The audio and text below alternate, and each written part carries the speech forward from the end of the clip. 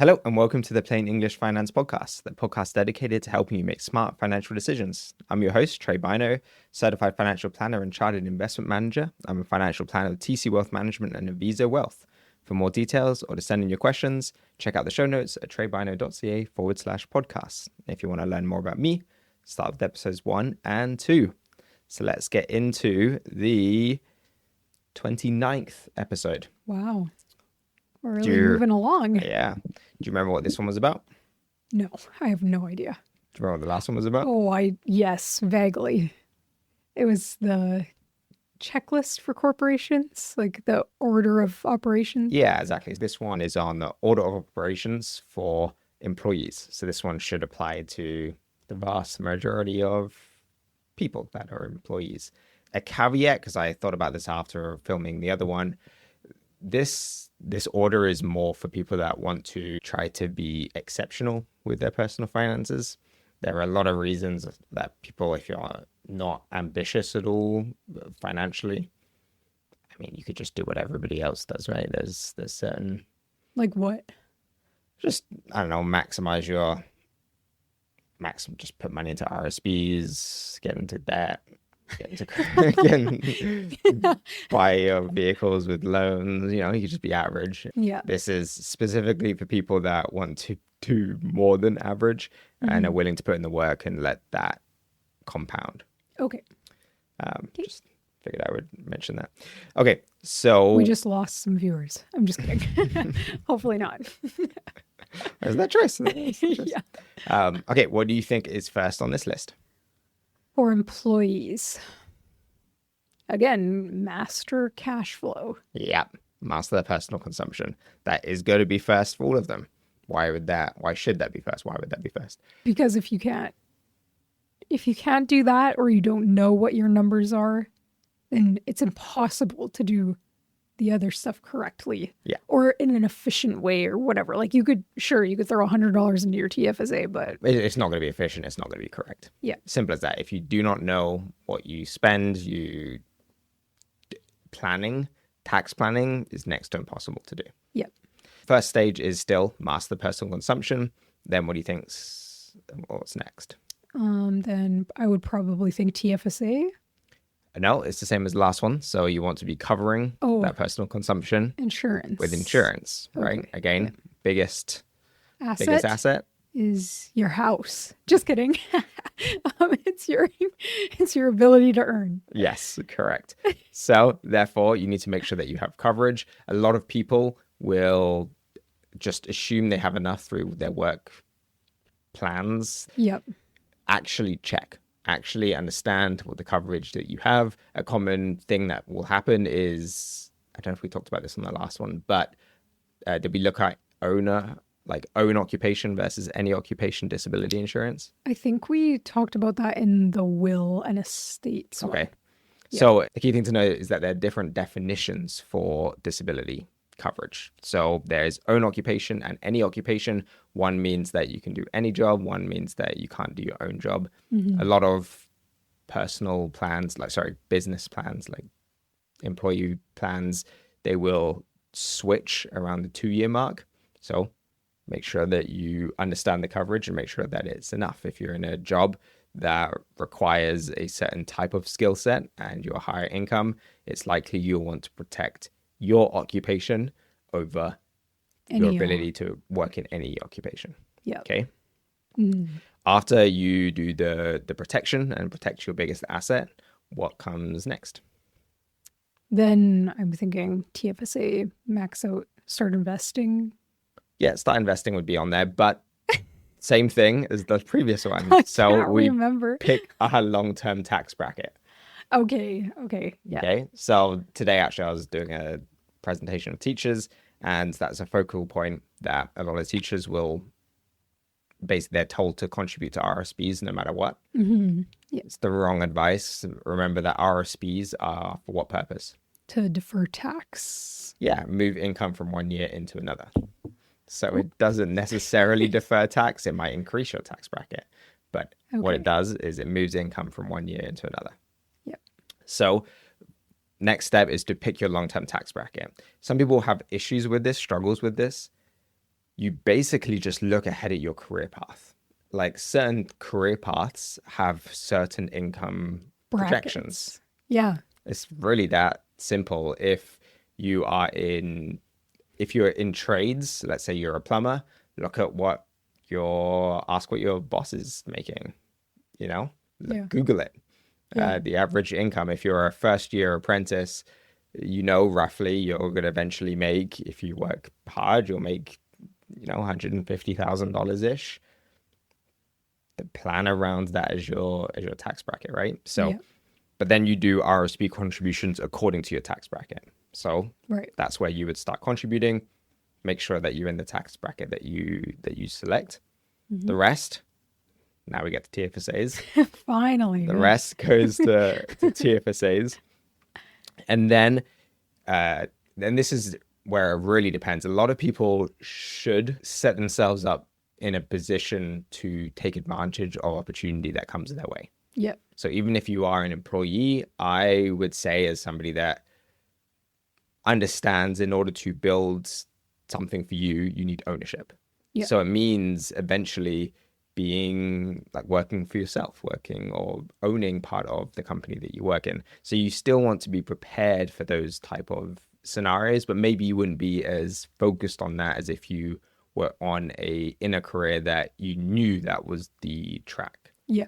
Right. So think of engineer versus a McDonald's manager. McDonald's manager, great career path because they may lead you to owning a McDonald's. That can be very lucrative. But you don't know that for sure. So again, part of it is looking ahead and just thinking, what type of things would you like to accomplish and achieve? Question. Yep. Okay, so what if you don't want to own? Let's say you are an employee, you want to do excellent things in your financial life, but you don't want to own your own business, or you don't feel you're in a position to take ownership of something, I guess. I don't know. What else could you? What would you be saving for? Retirement. So if it's strictly for retirement, then RSPs and stuff would make sense to a degree. The issues come where people will over contribute to those events, that big event, retirement, will over contribute to retirement and sacrifice some efficiencies that they could achieve today to be able to save more for retirement. Okay. So, for instance, somebody might decide, okay, I'm going to put everything towards an RSP, and that means that I have to then take a car loan. Well, the interest you're paying, if you think of tax as something that takes money out of your pocket, interest is the second one to that we all are impacted by, that will also take a lot of money out of your pocket. Yeah. So setting your finances up in a way that you minimize how much money is being taken out of your pocket is a really good way to be able to save more for retirement. So I guess my other question is, if not owning a business, are there other things somebody could own? I'm thinking real estate. I'm thinking, absolutely. I guess that would be investing. You would be owning shares. Yeah. I guess what opportunities would you be looking for? But then I'm thinking, why not save for opportunities? I don't know. Well, maybe you're not in a position to own something or be an entrepreneur or have a business today, but you don't know what it's going to be like in 10 years or... That's part of it. And think that even if you're just investing in the markets, you're still owning. Yeah. Right? You're still owning. When it comes to like hierarchy of things that will get the biggest bang for your buck by investing in, yourself is very high on that list. So increasing your own actual skill set, especially if you're an employee, your income is the engine for you building anything. Will determine what you do. There are different levels of income depending on the skill set that you have. So if you are earning $50,000-$60,000 a year and you think you've capped out, it's because you do not have the skill set yet, and you need to go and get the skill set. Yeah. No matter what that looks like, different episode, but there are definite things that almost everybody can do to increase the amount of value that they can bring to another individual, therefore increasing the amount that that individual will pay them. Right. Adding to their own value. Yeah. Because the harder you are to replace and the more value that you provide, the more you get paid. So when it comes to employees and how you determine how much an employee gets made, it's those two things. How hard are you to replace and how much value do you provide? If you don't have both of those things, you will not get paid very well. So for instance, if you provide a ton of value, but your skill set is really easy to replace, you're replaceable. Yeah. Doesn't matter. If your skill set is really, really hard to find, but you add no value, who cares? Yeah. I wouldn't hire you anyway. You don't provide any value to me. Yeah. So if you're going to be an employee, you need those two things. You need to find a skill set that is hard to replace, and you need to provide value to the company. Yeah. And this comes into place across the board when you're moving jobs, when you're moving firms, when you're moving companies, when you're negotiating for a pay rise. Those two things you need to keep it in mind. You can't negotiate from a position of no value. You say to your boss, I think I deserve a $20,000 pay rise. Why? Because groceries are expensive. That's not my problem as an employer. Right. You have to be worth the value that I'm providing you. And I mean, many people might not like that, but it's business. That's the system we live in. You can't just expect people to give it to you. You have to provide the value in exchange, right? A business, an employee-employer relationship is an exchange of value. Mm-hmm. You give me something valuable, and the value needs to be more than what I'm giving you.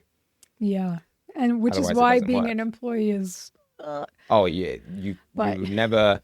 If your goal truly is to own your own time, to build well, you have to bridge that gap. You have to be an owner in some capacity, whether that's I would rather own a small business that I can kind of dictate myself than work for a company with no personal upside, right? Like you're just working really hard for somebody else to make money, to succeed, and for their family to see more of them, and for it's this never ending when you get out. So that's why I would recommend, even if you're in this place as an employee, that you still put yourself in a situation where you can potentially take the opportunity that if it does come up.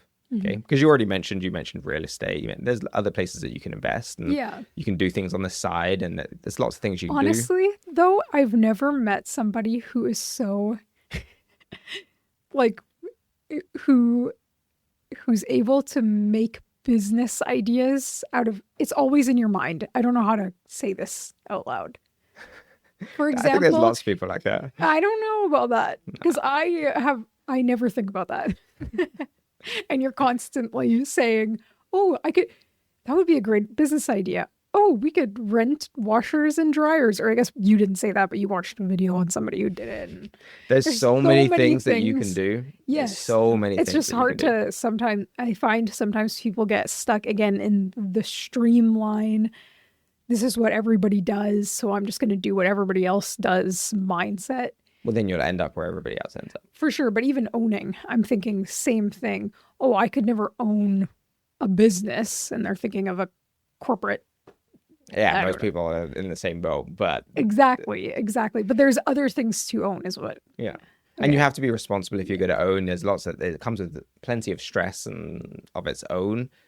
But at the same time, and this, again, only applies to people that are trying to build something, right? Because you can just take the other route, but then you can't be too upset when it doesn't work out the way that you had hoped for it to work out. If you just expect that your employer, we've had this conversation so many times. What are you saying? If you just expect that your employer is going to value you because you stick around longer than everybody else, you will be disappointed in the end. We see it all the time on the news, people getting laid off and they've spent 40, 50 years at the company and they're just, they just let go because they don't provide the value anymore.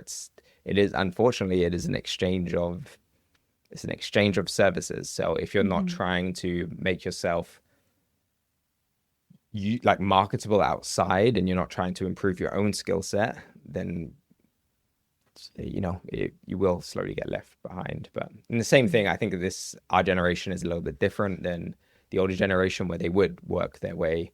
And I feel like our generation kind of saw that and was like, that wasn't worth it.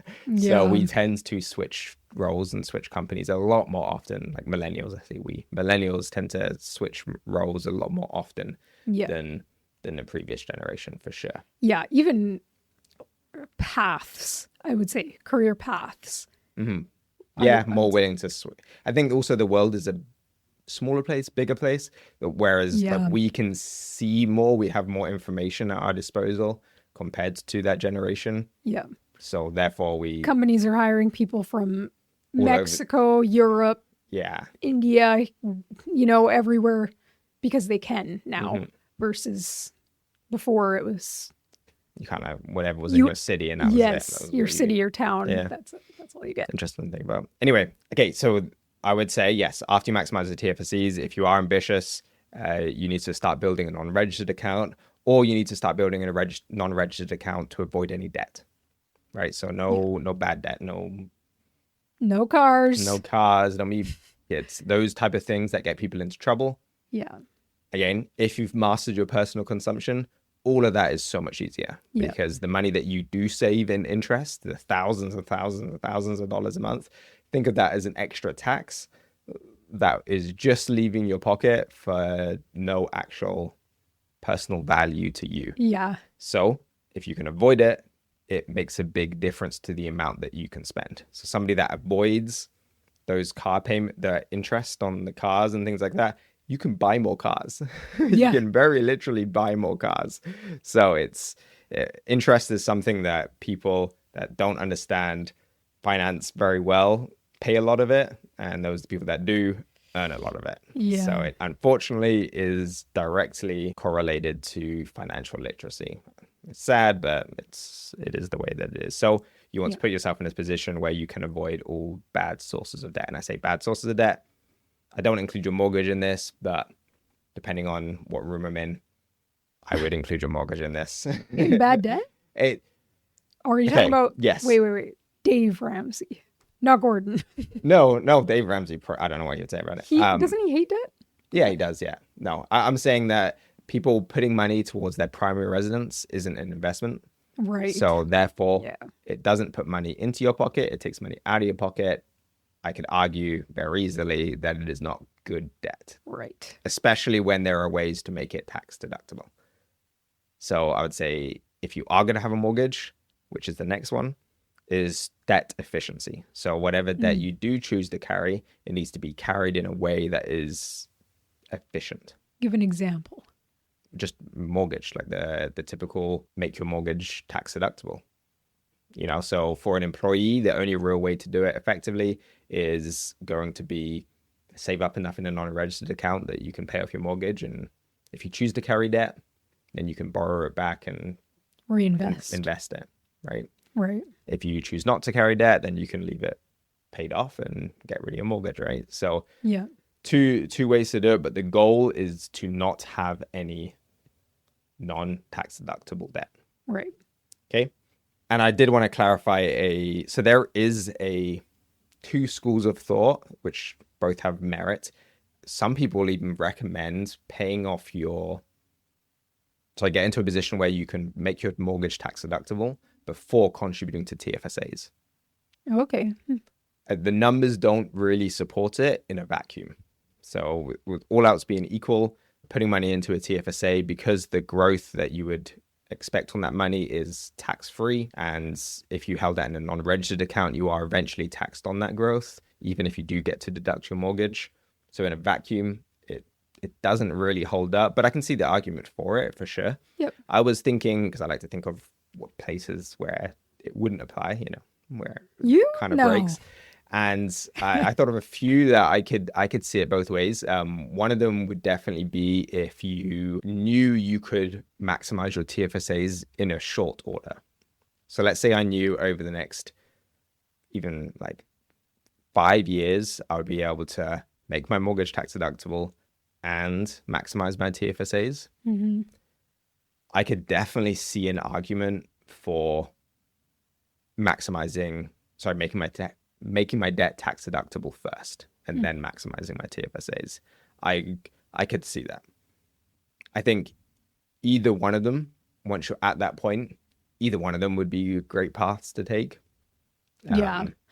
I feel like we're getting into the super fine optimization where because it depends on how they're invested. It depends on so many things. It's not that I hate optimization. I just find people get bogged down when you're taking in all of this information and then you do nothing because it's overwhelming. So some of those things, it's good to know and good to talk about. But again, like you said, it's either one would be good. Yeah, absolutely. Right. Yeah. And I thought of another one as well. Oh. So I thought of another one would be if you was purchasing a house, same principle applies that you can maximize your TFSAs in a very short order. And I'm thinking of scenarios where it'd be easier to just get make your debt clean, so get it tax deductible, as opposed to overcomplicating it. So one of those I thought of was buying a house. So let's say you was buying a house for $1 million and you had $800,000 in your non-registered account and $200,000 in your TFSA. Well, I could definitely see the argument for taking it all out, buying the home.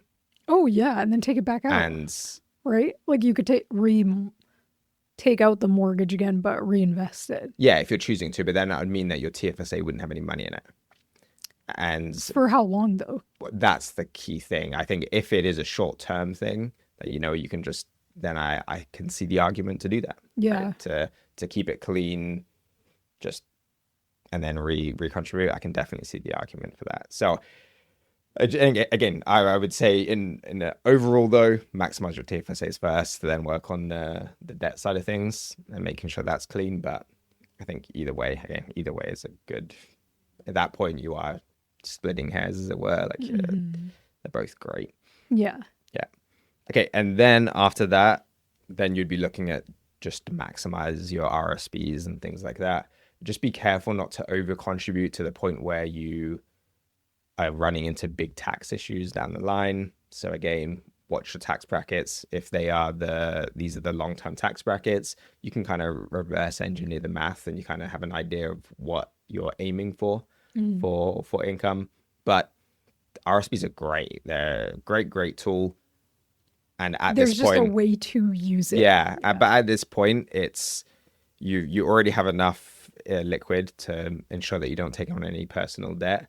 If you do have debt, it's very tax efficient, and you have enough in a non-registered account. You've maximized your TFSAs. At this point, you would have been putting probably significant amounts into your RRSPs anyway. I can see just maxing them out and being done with it. There is a great use for them. They're great use for them. Yeah. I would come after doing those other things for me, maxing them out, just trying to, maximize them. Yep. And then simply once you've achieved your retirement savings goals and things like that, once you've done that, then you can look at the other things that you can do with your money. So a lot of people will call this area like financial freedom, where you can then make work optional or whatever it is that you're trying to achieve. Yeah. Again, depending on your goals, it's likely, like most people that truly achieve like financial independence end up investing or owning something, like, and then you're on a slightly different path. But that's kind of the order that the order of the goals I would set out for somebody that is an employee and kind of doesn't have access to the other side of the tax code. Yep. Yeah. Okay, summarize it really quick. Do like step 1, this, step 2, this. I love a short recap. Okay. Or you tell me. Can't you tell me? Step 1, master your cash flow. Okay. Step 2, not TFSA, because that's Step 2, insurance. Yep. Protect your biggest asset. Step 3, pick your tax bracket. Yep. Step 4, TFSA. Yep. Step 5, RRSPs. Non-registered account if you're ambitious, you want to avoid any debt. Right. So save enough to avoid any debt outside of your TFSAs. Okay. So that was 5. That's 5, yeah. 6. Is RRSPs even on the list? Yeah. Okay. Is it 6? No. What's 6? Debt efficiency. Oh, right. Remember, think of interest as a tax. Takes money out of your pocket. You need to plan around it. Get rid of the interest payments. Yes. If you can deduct $10,000 a year from your income every single year because you've made your income tax deductible, that is like a $10,000 RRSP contribution without the other side of pulling income out. If that makes sense. Yeah. It's just less income that you are taxed on. There is no downside to it. It is purely, if you think that you've maximized your RRSPs, hey, here's another $10,000 every single year until you pay it off. During COVID, it was a lot higher because the interest rates were a lot higher. Yeah. Whatever it is, it's like an RRSP. It reduces your income every year. That is tax deductible. Do it. Big goal that not enough people prioritize. You need to understand how big of an impact the interest makes on your life. So, yeah. Yeah. Okay. So 6 is debt efficiency. Okay. 7. RRSPs. Yes, it is. Well done. In my head, it's step 1, master cash flow. 2, TFSA. 3, RRSP. You're done. Don't listen to me. Oh boy. Yeah. Yeah. No, that's. We've got our more concrete list. Yeah. 7 items.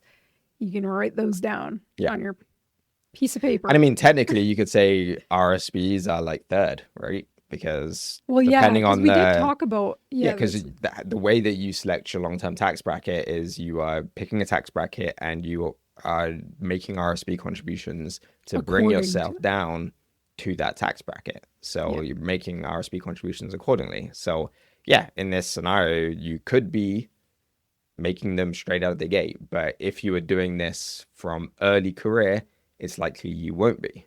Yeah. Because you would be waiting until you was in higher income years in order to make your RRSPs. Yeah. And something that I didn't touch on here was things like first home savings accounts and RESPs and stuff like that, which have more niche uses. Definitely useful. Yeah. And I could argue that number 3, like selecting your long-term tax brackets, instead of contributing to RRSPs, if you can, you would contribute to a first home savings account. Right. Again, probably adding a little bit too much complexity to this episode. We should actually do an episode on, I'm sure I have that on the list somewhere, but they act the same as an RSP contribution. So it again reduces your income. So when you're thinking long-term tax bracket, I wouldn't say just RSPs. I would say look at all the options you have available to reduce your income to that tax bracket. There's lots of accounts. There's lots of accounts. There's even ways for income splitting. There's lots of things you can do, but you pick what tax bracket you're planning around. Okay. That makes sense. Okay. And then the last one. Wait, so there's 8? Yeah, but the last one's kind of gimmicky. It was just achieve the retirement savings goals, and then. Sorry, I shouldn't roll my eyes. And then have fun, everybody. No, so then you reevaluate, right? Like once you get to the point where you have saved enough and you've reached that velocity where you can pretty much stop saving, or you save very little based on, basically you don't have to save as much. You can be the world's your oyster. You can choose different things. You can take more risk in some cases or whatever it is. Yeah. Anyway, that's it for this episode. The next episode will be on retirement planning for teachers. So we'll cover the defined benefit pension plan and review that type of stuff. Okay? Perfect. See you guys in the next one. Bye. Thanks for listening to this episode of the Plain English Finance Podcast. Trey Bino, Certified Financial Planner, Chartered Investment Manager, is a financial planner with TC Wealth Management and Aviso Wealth. You should always consult with your financial, legal, and tax advisors before making changes. This podcast is provided as a general source of information and should not be considered personal investment advice or solicitation to buy or sell any securities. The views expressed are those of the individual and are not necessarily those of Aviso Financial Inc. Mutual funds and other securities offered through Aviso Wealth, a division of Aviso Financial Inc.